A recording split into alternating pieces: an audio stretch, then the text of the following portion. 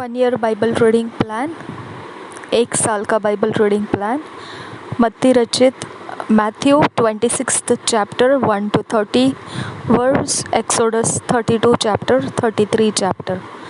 मत्ती रचित सुसमाचार 26 अध्याय 1 से 30 वचन तक और निर्गमन की पुस्तक 32 अध्याय और 33 अध्याय।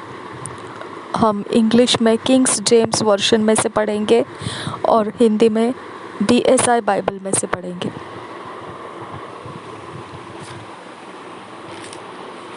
Matthew 26 chapter Kings James version में से 1 to 30 verse.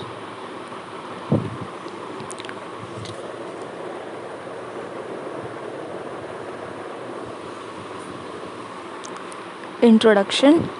The rulers conspire against Christ. Judas selleth him.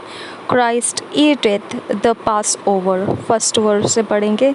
And it came to pass when Jesus had finished all these sayings, he said unto his disciples, Ye know that after 2 days is the feast of the Passover, and the Son of Man is betrayed to be crucified. Then assembled together the chief priests and the scribes and the elders of the people unto the palace of the high priest, who was called Caiaphas, and consulted that they might take Jesus by subtlety and kill him. But they said, Not on the feast day, lest there be an uproar among the people.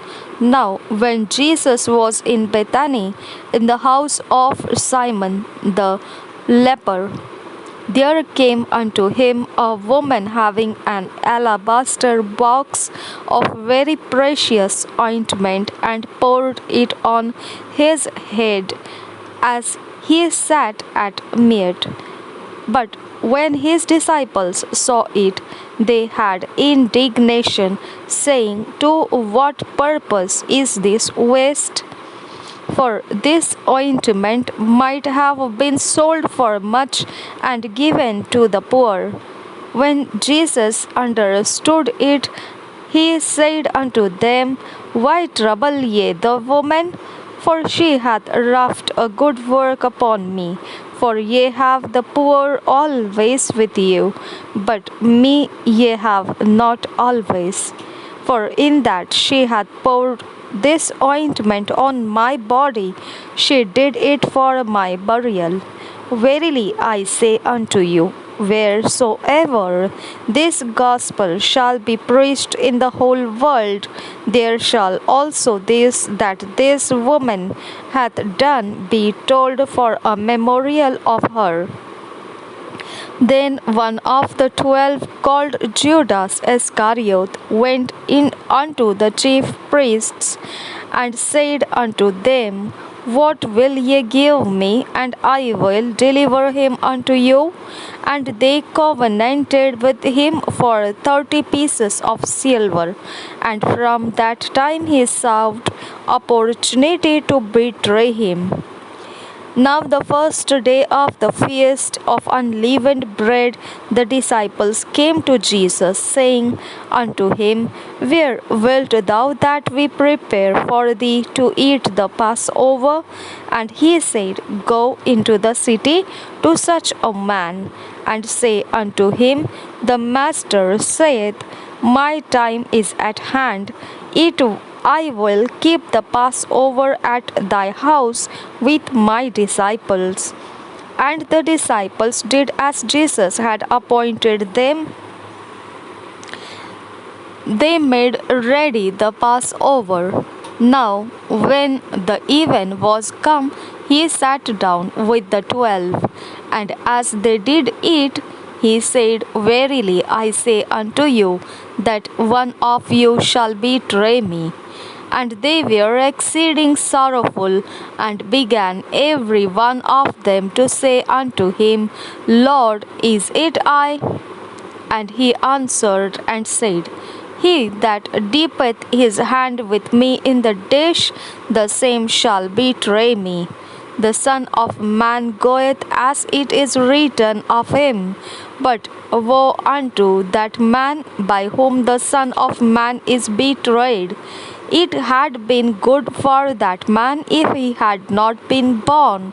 Then Judas, which betrayed him, answered and said, Master, is it I? He said unto him, Thou hast said. And as they were eating, Jesus took bread and blessed it, and brake it, and gave it to the disciples, and said, Take, eat, this is my body. And he took the cup, and gave thanks, and gave it to them, saying, Drink ye all of it, for this is my blood of the New Testament, which is shed for many for the remission of sins. But I say unto you, I will not drink henceforth of this fruit of the vine, until that day when I drink it new with you in my Father's kingdom. And when they had sung an hymn, they went out into the Mount of Olives.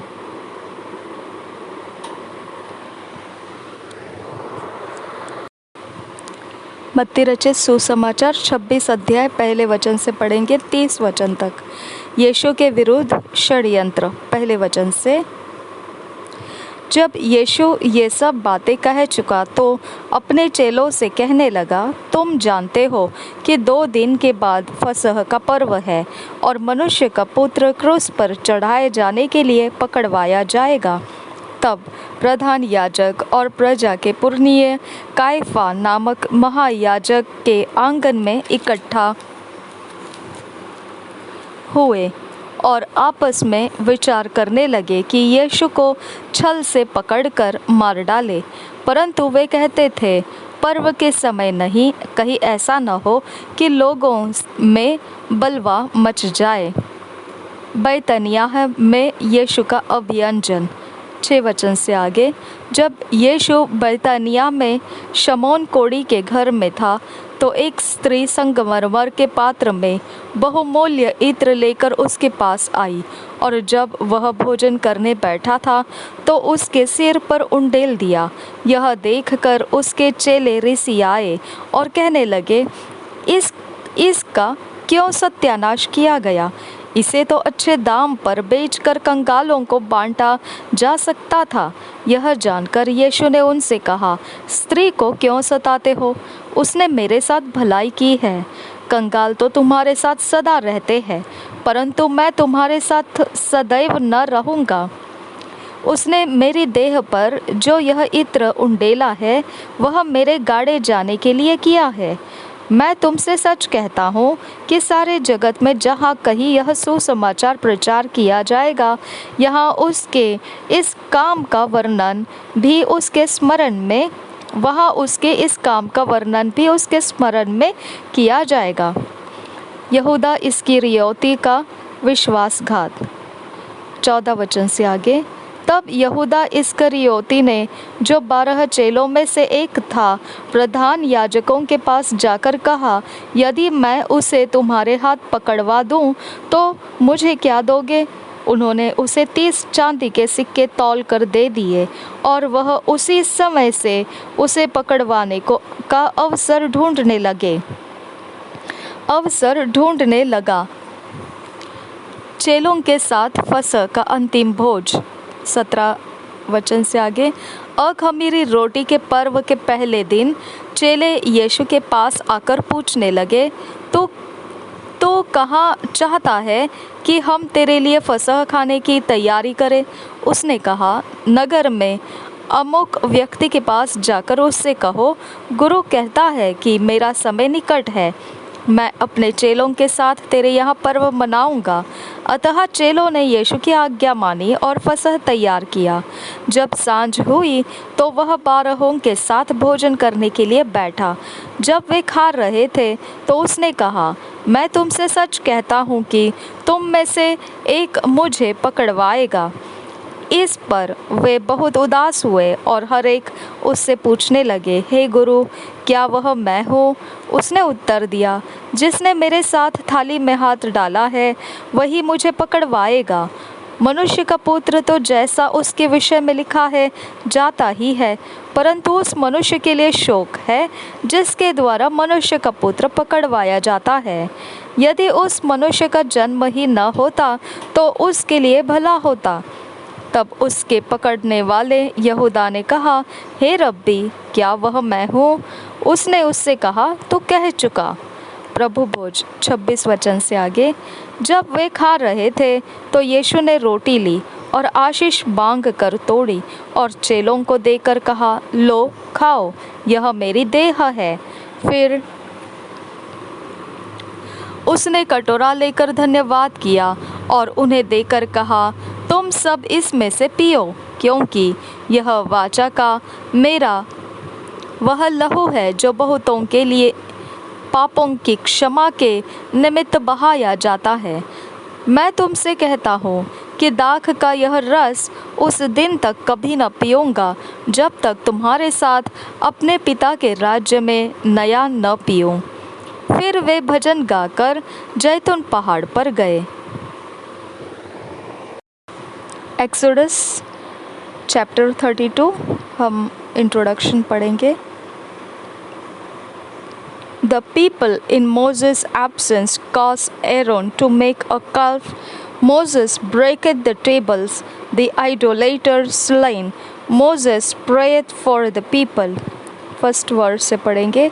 And when the people saw that Moses delayed to come down out of the mount, the people gathered themselves together unto Aaron and said unto him, Up, make us gods which shall go before us. For as for this Moses, the man that brought us up out of the land of Egypt, we wot not what is become of him. And Aaron said unto them, Break off the golden earrings which are in the ears of your wives, of your sons, and of your daughters, and bring them unto me. And all the people brake off the golden earrings which were in their ears, and brought them unto Aaron. And he received them at their hand, and fashioned it with a graving tool, after he had made it a molten calf. And they said, These be thy gods, O Israel, which brought thee up out of the land of Egypt. And when Aaron saw it, he built an altar before it. And Aaron made proclamation and said, Tomorrow is a feast to the Lord. And they rose up early on the morrow, and offered burnt offerings and brought peace offerings. And the people sat down to eat and to drink, and rose up to play. And the Lord said unto Moses, Go, get thee down, for thy people which thou broughtest out of the land of Egypt have corrupted themselves. They have turned aside quickly out of the way which I commanded them.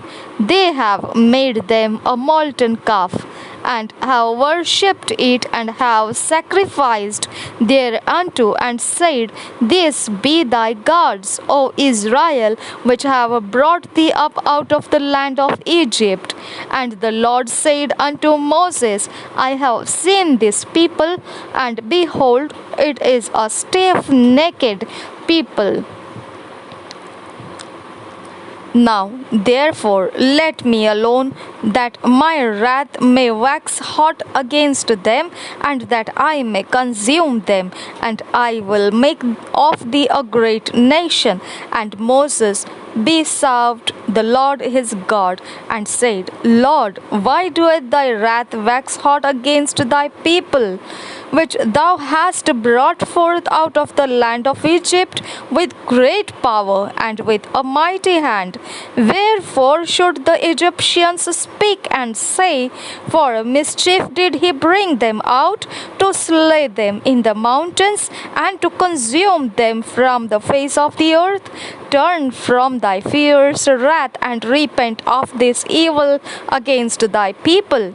Remember Abraham, Isaac, and Israel, thy servants, to whom thou swearest by thine own self, and sayest unto them, I will multiply your seed as the stars of heaven, and all this land that I have spoken of will I give unto your seed, and they shall inherit it forever. And the Lord repented of the evil which he thought to do unto his people. And Moses turned and went down from the mount, and the two tables of the testimony were in his hand. The tables were written on both their sides, on the one side and on the other were they written. And the tables were the work of God, and the writing with the writing of God graven upon the tables. And when Joshua heard the noise of the people as they shouted, he said unto Moses, There is a noise of war in the camp. And he said, It is not the voice of them that shout for mastery, neither is it the voice of them that cry for being overcome, but the noise of them that sing do I hear. And it came to pass, as soon as he came nigh unto the camp, that he saw the calf and the dancing, and Moses' anger waxed hot, and he cast the tables out of his hands, and brake them beneath the mount.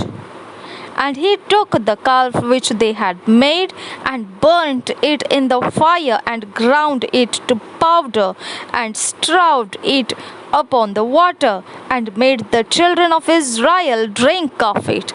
And Moses said unto Aaron, What did this people unto thee? What that thou hast brought so great a sin upon them? And Aaron said, Let not the anger of my Lord wax hot. Thou knowest the people that they are set on mischief. For they said unto me, Make us gods which shall go before us. For as for this Moses, the man that brought us up out of the land of Egypt, we wot not what is become of him. And I said unto them, Whosoever hath any gold, let them break it off. So they gave it me. Then I cast it into the fire, and there came out this calf. And when Moses saw that the people were naked, for Aaron had made them naked unto their shame among their enemies, then Moses stood in the gate of the camp and said, Who is on the Lord's side? Let him come unto me. And all the sons of Levi gathered themselves together unto him. And he said unto them, Thus saith the Lord God of Israel, Put every man his sword by his side, and go in and out from gate to gate throughout the camp, and slay every man his brother, and every man his companion, and every man his neighbor. And the children of Levi did according to the word of Moses, and there fell of the people that day about 3,000 men. And Moses had said, Consecrate yourselves today to the Lord, even every man upon his son and upon his brother, that he may bestow upon you a blessing this day. And it came to pass on the morrow that Moses said unto the people, Ye have sinned a great sin, and now I will go up unto the Lord. Peradventure I shall make an atonement for your sin. And Moses returned unto the Lord and said, Oh, this people have sinned a great sin, and have made them gods of gold. Yet now, if thou wilt forgive their sin, and if not, blot me, I pray thee, out of thy book which thou hast written. And the Lord said unto Moses, Whosoever hath sinned against me, him wilt I blot out of my book. Therefore, now go, lead the people unto the place of which I have spoken unto thee. Behold, mine angel shall go before thee. Nevertheless, in the day when I visit, I will visit their sin upon them. And the Lord plagued the people because they made the calf which Aaron made. 33 chapter. Introduction. The Lord refused to go with the people. The tabernacle removed out of the camp. He talketh with Moses. Moses desireth to see his glory. First verse say, and the Lord said unto Moses, depart and go up hence, thou and the people which thou hast brought up out of the land of Egypt, unto the land which I swear unto Abraham, to Isaac, and to Jacob, saying, unto thy seed will I give it. Second verse onwards. And I will send an angel before thee, and I will drive out the Canaanite, the Amorite, and the Hittite, and the Perizzite, the Hivite, and the Jebusite, unto a land flowing with milk and honey. For I will not go up in the midst of thee, for thou art a stiff-necked people, lest I consume thee in the way.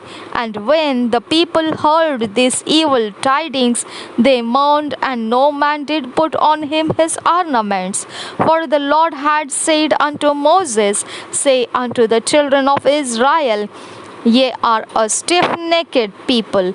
I will come up into the midst of thee in a moment, and consume thee. Therefore now put off thy ornaments from thee, that I may know what to do unto thee. And the children of Israel stripped themselves of their ornaments by the Mount Horeb.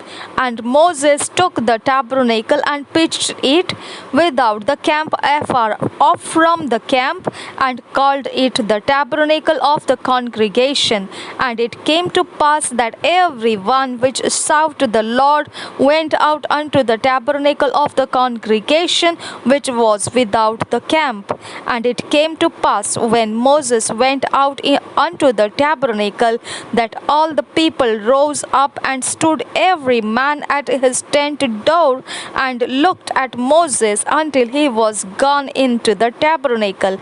And it came to pass, as Moses entered into the tabernacle, the cloudy pillar descended and stood at the door of the tabernacle, and the Lord talked with Moses. And all the people saw the cloudy pillar stand at the tabernacle door.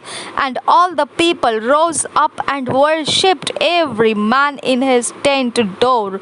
And the Lord spake unto Moses face to face, as a man speaketh unto his friend. And he turned again into the camp. But his servant Joshua the son of Nun, a young man, departed not out of the tabernacle. And Moses said unto the Lord, say, thou sayest unto me, bring up this people, and thou hast not let me know whom thou wilt send with me.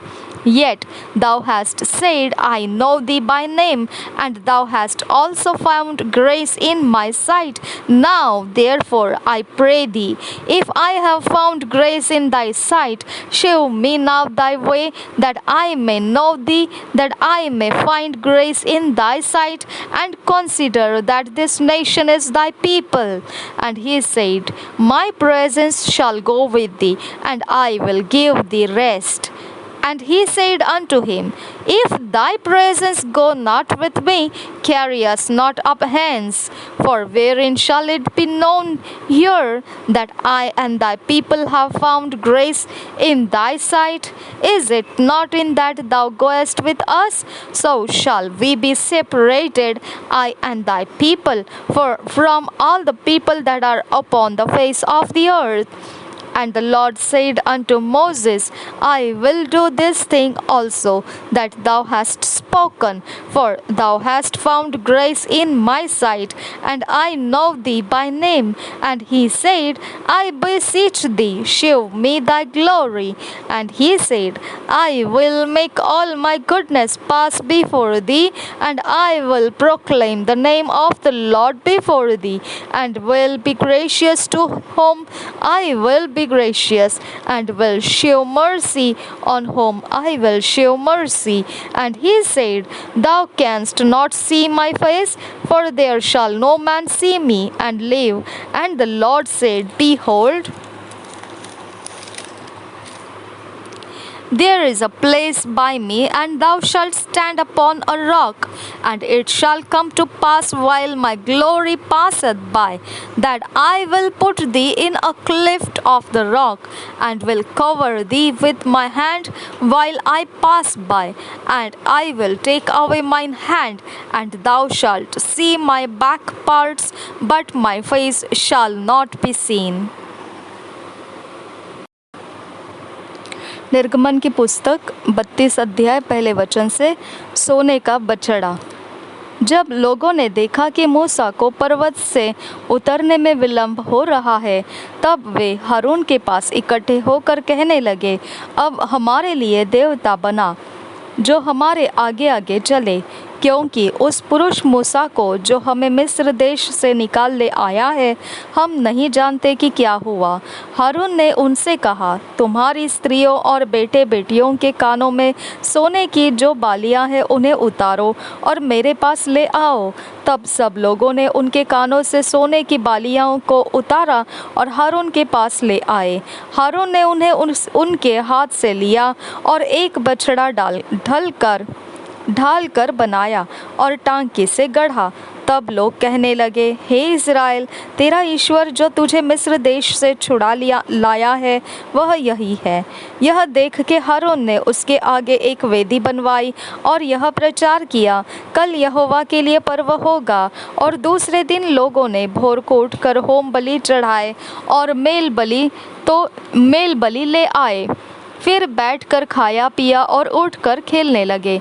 तब यहोवा ने मूसा से कहा, नीचे उतर जा, क्योंकि तेरी प्रजा के लोग जिन्हें तो मिस्र देश से निकाल ले आया है वे बिगड़ गए हैं, और जिस मार्ग पर चलने की आज्ञा मैंने उनको दी थी उसको झटपट छोड़कर उन्होंने एक बछड़ा ढाल कर बना लिया। फिर उसको दंडवत किया और उसके लिए बलिदान भी चढ़ाया और यह कहा है, हे इस्राएलियों, तुम्हारा ईश्वर जो तुम्हें मिस्र देश से छुड़ा ले आया है वह यही है। फिर यहोवा ने मूसा से कहा, मैंने इन लोगों को देखा और सुन, वे हठीले हैं। अब मुझे मत रोक, मेरा कोप उन पर भड़क उठा है जिससे मैं उन्हें भस्म करूं, परंतु तुझसे एक बड़ी जाति उपजाऊंगा।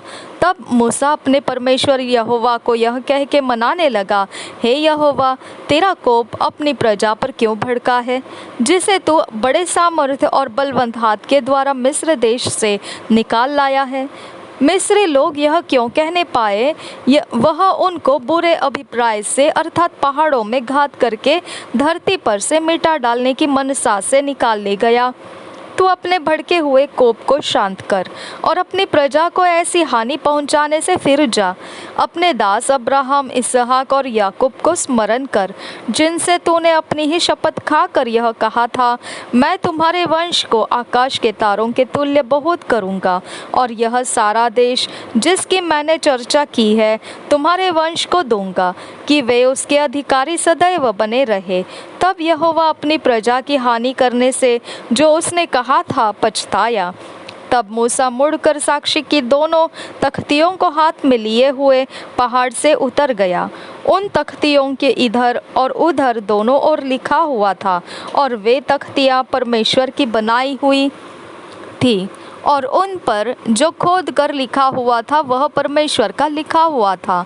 जब यहोशू के लोगों के कोलाहल का शब्द सुनाई पड़ा, तब उसने मूसा से कहा, छावनी से लड़ाई का सा शब्द सुनाई देता है। उसने कहा, यह जो शब्द है वह न तो जीतने वाले का जीतने वालों का है और न हारने वालों का है। मुझे तो गाने का शब्द सुनाई पड़ता है। छावनी के पास आते ही मूसा को वह बछड़ा और नाचना दिखाई पड़ा। तब मूसा का कोप भड़क उठा और उसने तख्तियों को अपने हाथों से पर्वत के नीचे पटक कर तोड़ डाला।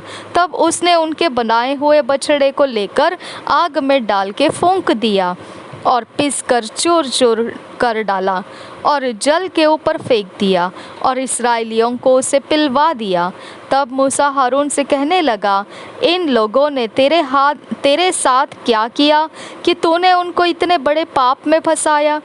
हारून ने उत्तर दिया, मेरे प्रभु का कोप न भड़के।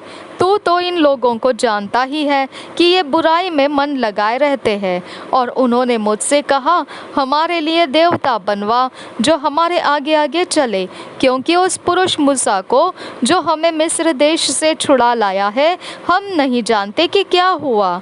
तब मैंने उनसे कहा, जिस जिस के पास सोने के गहने हो वे उनको उतार लाए। और जब उन्होंने मुझको वह दिया मैंने उन्हें आग में डाल दिया। तब यह बछड़ा निकल पड़ा।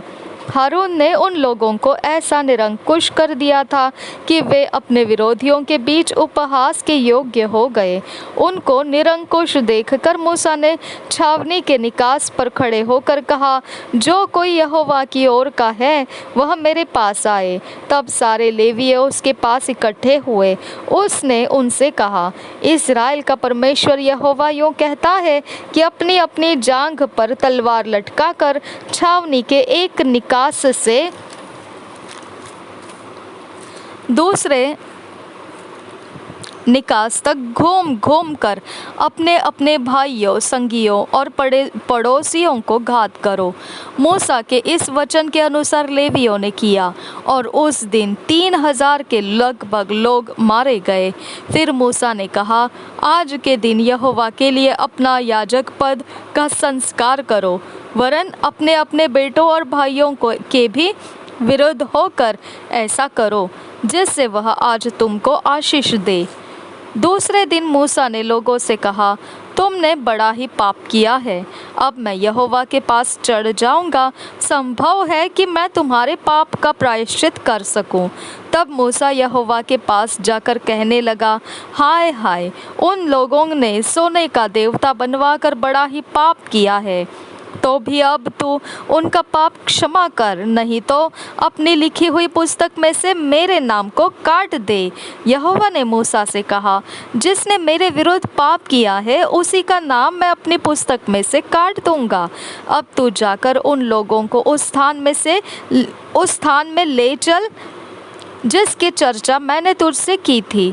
देख, मेरा दूत तेरे आगे आगे चलेगा, परंतु जिस दिन मैं दंड देने लगूंगा उस दिन उनको इस पाप का भी दंड दूंगा। अतः यहोवा ने उन लोगों पर विपत्ति डाली, क्योंकि हारून के बनाए हुए बछड़े को उन्हीं ने बनवाया था। 33 अध्याय सीनाई पर्वत से प्रस्थान की आज्ञा। पहले वचन से, फिर यहोवा ने मूसा से कहा, तो उन लोगों को जिन्हें मिस्र देश से छुड़ा लाया है संग लेकर उस देश को जा जिसके विषय मैंने अब्राहम, इसहाक और याकूब से शपथ खाकर कहा था कि मैं उसे तुम्हारे वंश को दूंगा। और मैं तेरे आगे आगे एक दूत को भेजूंगा और कनानी, एमोरी, हित्ती, परिजी, हिब्बी और यबूसी लोगों को बरबस निकाल दूंगा। तीसरे वचन से आगे, तुम लोग उस देश को जाओ जिसमें दूध और मधु की धारा बहती है, परंतु तुम हठीले हो, इस कारण मैं तुम्हारे बीच में होके न चलूँगा। ऐसा न हो कि मैं मार्ग में तुम्हारा अंत कर डालूं। यह बुरा समाचार सुनकर वे लोग विलाप करने लगे और कोई अपने गहने पहने हुए न रहा, क्योंकि यहोवा ने मूसा से कह दिया था, इस्राएलियों को मेरा यह वचन सुना, तुम लोग तो हठीले हो। यदि मैं पल भर के लिए तुम्हारे बीच होकर चलूं तो तुम्हारा अंत कर डालूंगा। इसलिए अब अपने अपने गहने अपने अंगों से उतार दो कि मैं जानूं कि तुम्हारे साथ क्या करना चाहिए। इसलिए इज़राइली होरेब पर्वत से लेकर आगे को अपने गहने उतारे रहे। मिलाप वाला तंबू। 7 वचन से आगे, मूसा तंबू को छावनी से बाहर वरन दूर खड़ा कराया करता था और उसको मिलाप वाला तंबू कहता था। और जो कोई यहोवा को ढूंढता वह उस मिलाप वाले तंबू के पास जो छावनी के बाहर था निकल जाता था। जब जब मूसा तंबू के पास जाता तब तब सब लोग उठकर अपने अपने डेरे के द्वार पर खड़े हो जाते, और जब तक मूसा उस तंबू में प्रवेश न करता था तब तक उसकी ओर ताकते रहते थे।